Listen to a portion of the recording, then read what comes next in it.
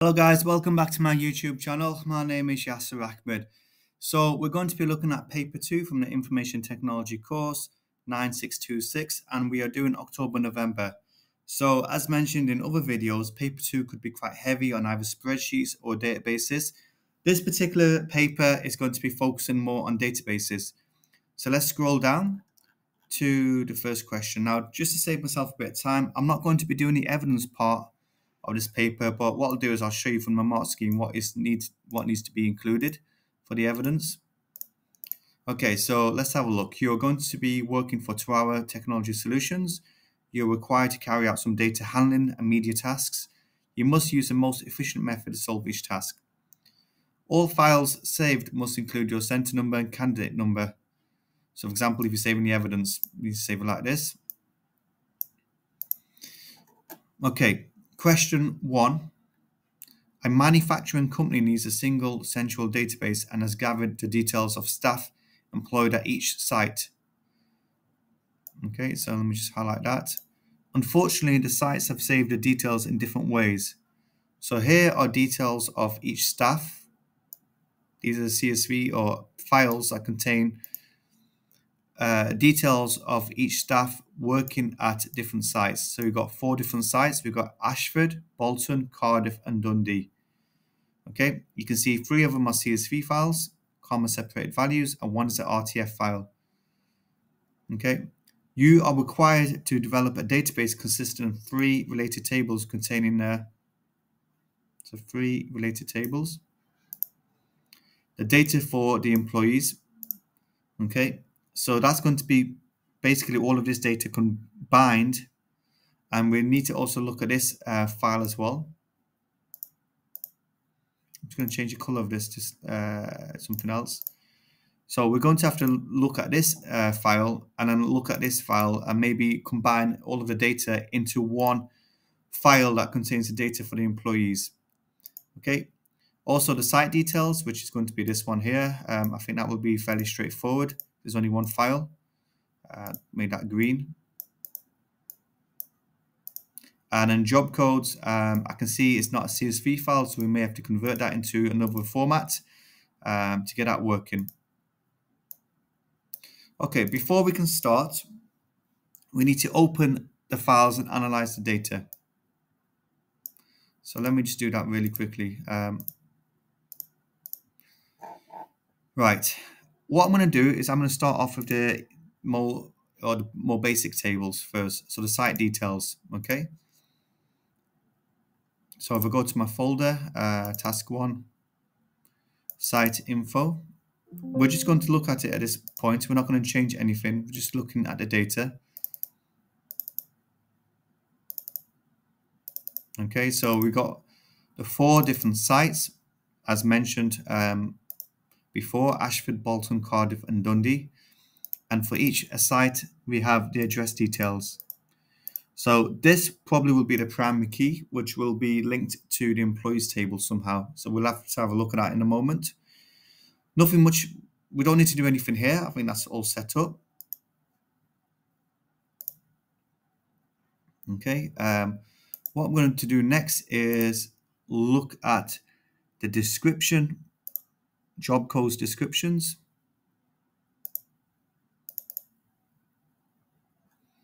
And what we'll have to do here is we'll have to copy this into Excel, save as a CSV file, and then job done.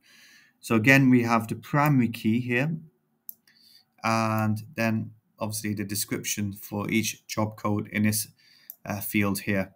So again, I think that's fairly straightforward, nothing too complicated. Okay. And then the main part is we're going to be tackling these files here. Okay, so we've got 4 site files and 1 employee file as well. Just before we can move forward, I just want to explain what we're going to be doing. So what we have to do is plan to create a relational database, and we have to complete a data dictionary in the evidence document. So I've got this already done, and let me show you what this is going to look like. In this, include details of the tables, records, fields, and data types, and any other relevant information. So what we can do first is just have a look at the sites table. Okay. Right, so I'm not sure. Just get rid of that first of all. So in the sites table, we've got all of the field names. Okay. Then we've got the data types as well. So for telephone numbers, fax numbers, because it's not going to be used in any sort of calculation, it's always good to set it as text. In this table, the site will be the primary key, and it's probably going to be a maximum of 7 characters long. So if we have a look at sites again, yeah, so 1, 2, 3, 4, 5, 6, 7. Bolton is 6. 1, 2, 3. That's 7. 1, 2, 3, 4, 5, 6. So yeah, maximum of 7 characters. Let's just close that down. Okay. And then we also have the job descriptions table. So this is a data dictionary for these two tables. Okay, the job code is going to be set as a primary key. Okay, it's going to be 2 characters long. Let me just double check that again. Yeah, so 2 characters long. And a job description also will be text as well. So these two tables are fairly straightforward to sort out. It's going to be the employees table that we need to figure out what to do. We need to do some sort of calculations. So in the employees table, what we need to do is basically get all of the information from here into here. Okay, so these tables here, so let me just have a quick look. Let's open up all employees information. Some of the information will be the same, so like the forename, surname, I'm guessing. So let's just open up all of these. And then let me open up Ashford.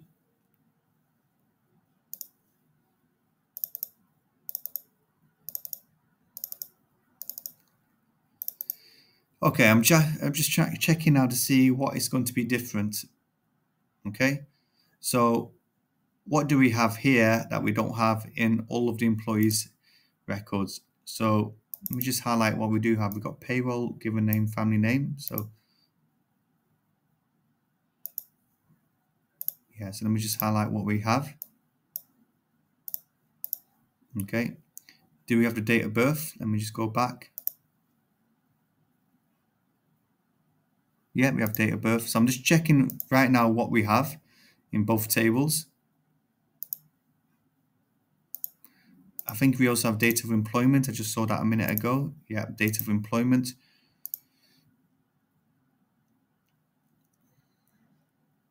Okay.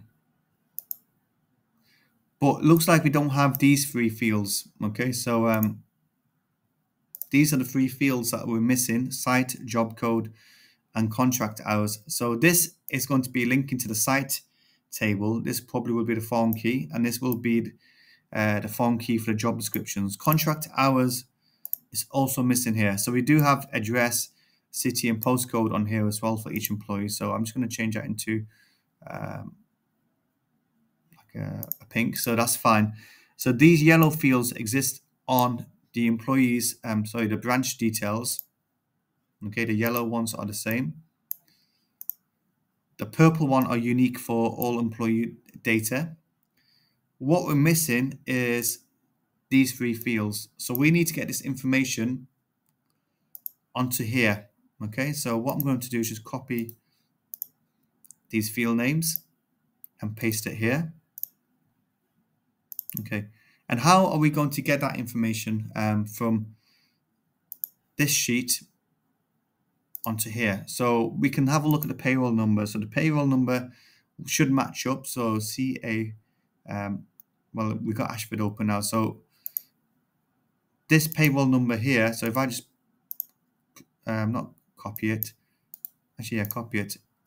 If I go to here and then Control F and paste in that payroll number, find, and there it is. So what we can do is use the payroll number as a lookup value to get these additional pieces of information. Okay, so that leads us to the next question.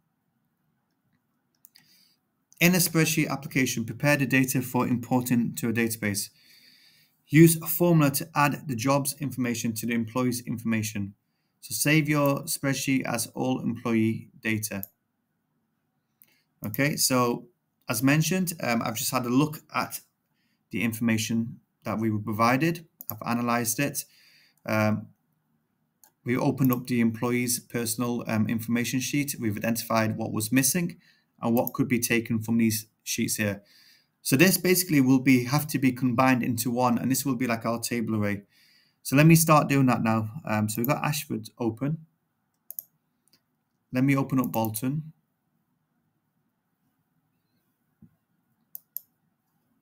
Let me just check to see if the fields are the same. So we've got payroll number, site, job code. I'm just looking at contract hours, date of employment, give a name. Yeah, so what I'm going to do now is I'm going to copy this.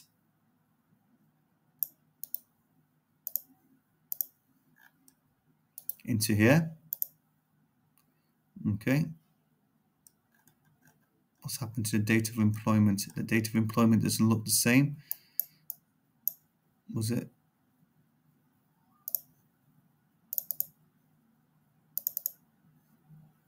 Copy that again, maybe because I didn't open it up.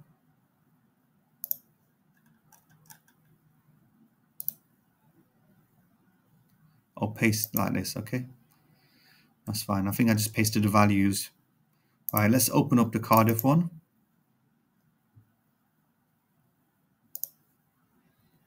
So again, looks like fields in the same order. Copy this into here. Paste. And then finally, what we need to do is open up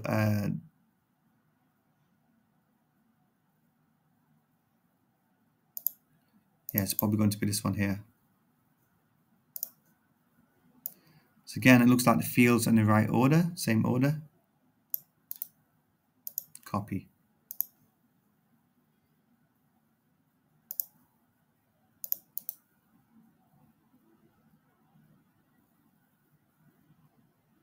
That's fine. Okay, so we have all of the employee data in one. Okay, now this information here needs to go here. So let me just change the color to that so we know what we're doing. So after we've done a VLOOKUP, then hopefully we'll have all of the employees table in one table. So let's do the site first. So it's going to be a VLOOKUP. I'm going to look up the payroll number, which also exists in the other tables or in the other sheet now with all of the branch details in. Let's go to table array. This one here. Select the payroll number. We want to, I can't remember what we're doing now. Let me start that again. Yeah, we're getting a site first. Okay. And then job code. So let me do that again. So equals VLOOKUP. We're going to look up the payroll number to get the site. This is now going to be used as our table array. So you can go to the second column now. You can see since this is an external sheet, it's automatically absolute cell referenced, comma. The column we want to look up is column 2, comma, and an exact match. Close the bracket, job done. So that's the first one. So each person now has a site.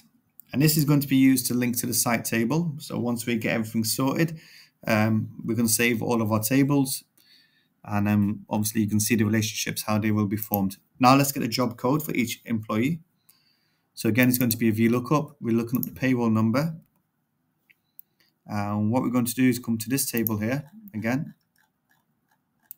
Not the payroll number, we're looking up the job code using the payroll number. So now we need to go to the third column. It's automatically absolute cell reference. Column index is going to be 3, comma, exact match. Let's close the bracket. Now everyone's got a job code. And the last piece of data that was missing was the contract hours. So equals VLOOKUP. Again, we can look up the payroll number. Go to the table array. And we're going to go across to the fourth column now. Comma, 4, comma, exact match, close a bracket, done. Okay, so now what we have is this table here contains all of the information for each employee from each branch, and we've now got these additional fields. So these two fields here, site and job code, will be used as foreign keys, which will link to the two other tables. So let me just go back to my data dictionary. So the employees table, we've got a payroll number, given name, family name, street address, city, town, post, date of birth. And then we have the three new fields that we just included: site, job code, contract hour, and date employed. I'm not sure why I've got that at the end, but if you want to make it matched up, just cut that, put it here if you want to match it up. Doesn't make no difference, but it's fine. We can match it up to our data dictionary. Okay, that's done. And what's going to happen is this site here is then going to be linked to this primary key. So this primary key is going to be linked to this field, and this job code here is going to be linked to this job code here. So now we have the primary keys.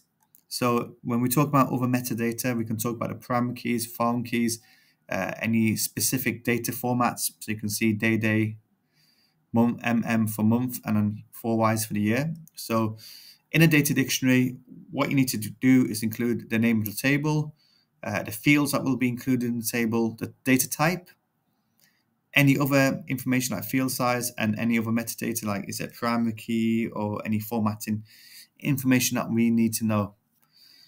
Right, so what do we need to save this as? Just before we continue, let me just check if there's any duplication of data. Okay, so let me check if each person's got a unique payroll. Conditional formatting, highlight cell rules, contains duplicate values. Doesn't look like we have any duplicates. Each person has a unique payroll. We might have a couple of people with the same name, but it's fine. Probably two different people, obviously. Right, that's fine. So what I'm going to do is I'm going to save this now. So we use the formula to add the jobs information to employees information. So we've done that now. And save your spreadsheet as all employee data. In this file, actually, it doesn't really mention anything about importing as a CSV file or anything else. So do you know what I'm going to do is, and it's up to you guys if you want to do this in the exam or not. Let me just save this.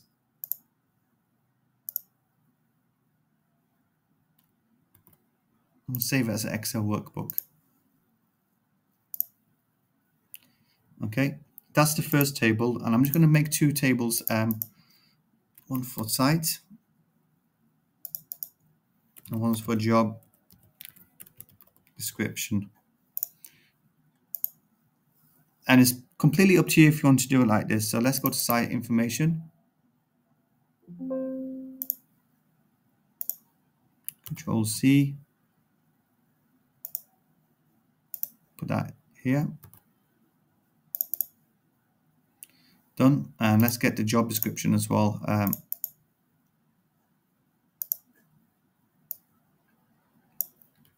Control C. So it's not telling me to save it separately as CSV files. So I'm just going to save it as one Excel workbook and import individual sheets. No bother. So we got all of this information here. Okay. And let's go to save and close it down.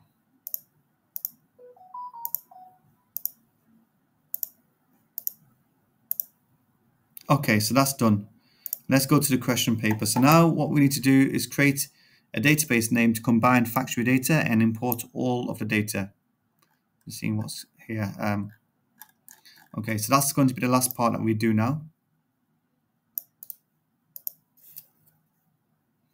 Okay, so let me go to my folder. Let's create a new database file with the name given. We have no data right now, so we go to external. I'm going to be now importing from my Excel workbook. So go to Excel, browse, desktop, information technology, paper 2, or employee data. We can start with the first sheet, the one that contains all of the employee details. Next. First one contains headings, that's fine. Next.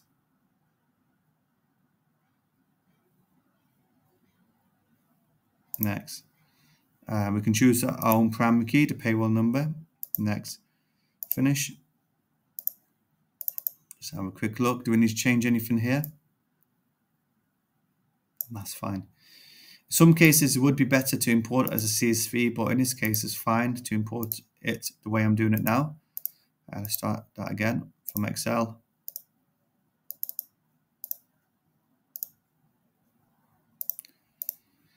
First one contains field headings. Next. Next. Choose my own primary key. Next. And finish. And then let's do the last one.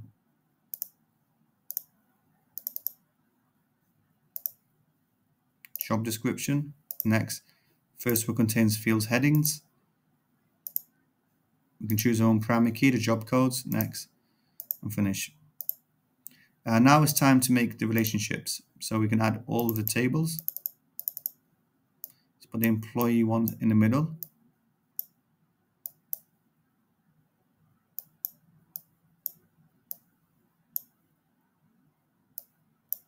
So the site, this primary key is going to be linked to this field here. So one-to-many, one site will have many employees. Click on create. And job code, there will be many employees working with different job descriptions. So onto this one here, create. Okay, done. So now just let me quickly go back and show you the mark scheme. What sort of evidence should you have at this point? So you got your data dictionary, which basically shows each table, the fields that you want to include, the data type, anything regarding the field size, and then any other sort of data. So if you had any validation or anything like that, you can include that in other metadata. Okay, so we've got the first table, the employees information, got the sites table, and then we've got the job codes here as well. Okay. Obviously now, this is how we combine the data together. We had to use VLOOKUPs. And then usually in the evidence document, you need to screenshot the tables and also the relationship as well. Okay. Right, so we've come to the end of this video. Let me just go to my database and just go to close, save the changes. So if I go to site and click on the plus, these are all of the employees that work at the different sites. We go to job description, we got admin assistant, and these are all of the employees who are admin assistants. Okay, and then this is a table that contains all of the employee details. We've got the site, this is a foreign key, and then this is a foreign key which links to the primary keys in these two tables here. So just before I leave you in this video, remember this is a data dictionary. Okay, it's fairly straightforward, just a table containing the field names, data types, and any other sort of data like field size. So primary keys, foreign keys, and data types, or specific types of data types. So if there's number, integer, for example, or you know the format of the dates. Yeah, so we've done the first part, guys. I think fairly straightforward if you take the time to break down a question into different sections. So it was quite easy to look at the site information and the job descriptions tables. But then here, we just had to work out what we had in this table and what was missing and what we could gain from these tables. And then eventually we had to do a VLOOKUP. So to do a VLOOKUP, we had to make this into one document so it could be used for a table array. Right, guys, join me for part 2 and hopefully we'll complete the next question, which looks like it's going to be a crosstab. Yeah, I think join me in the next video and we can do that. See you guys. Please like and share. Drop your comments below. I hope that was helpful. Bye-bye. Thank you.